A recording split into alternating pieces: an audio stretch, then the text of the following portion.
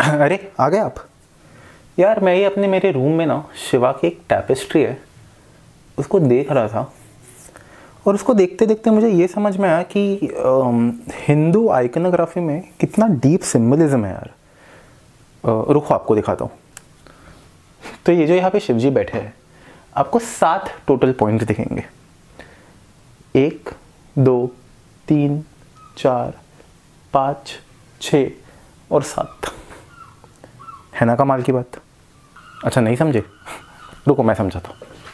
नमस्कार दोस्तों, स्वागत है आपका आदि और शिवा में।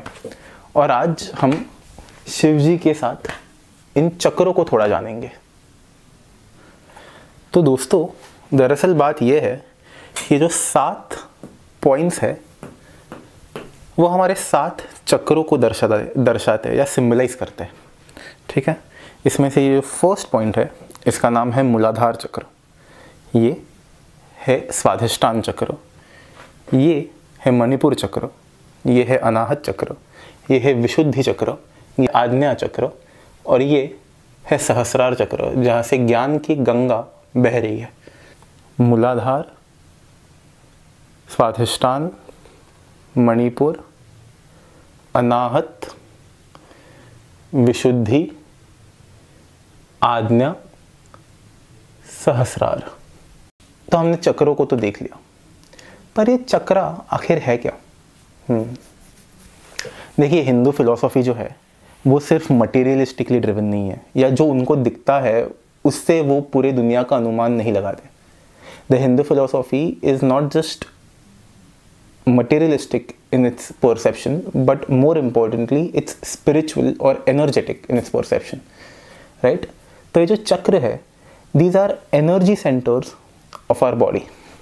The Ida and the Pingala nerve or nadis crisscross starting from the base of our spine to the crown of our head, and they crisscross and move upwards, and the points at which they intersect is an energy center और चक्रा।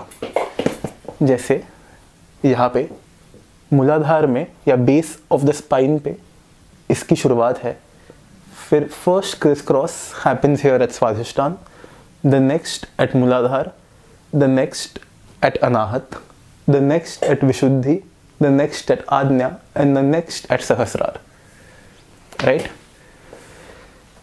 It is very important to understand कि the Hindus understood the world through an energetic experience of it, not just a physical one. And chakras are something which are energy centers in our body. And if these chakras are aligned, it is said that we are in alignment with ourselves and with the universe.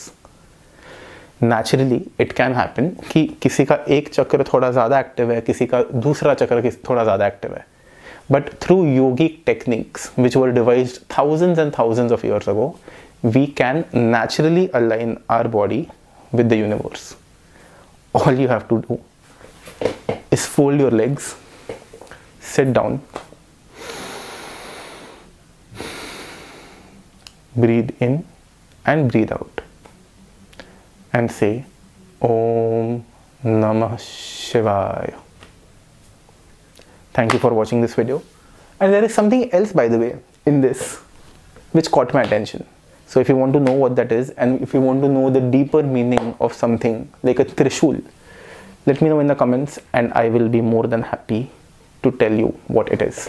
Thank you.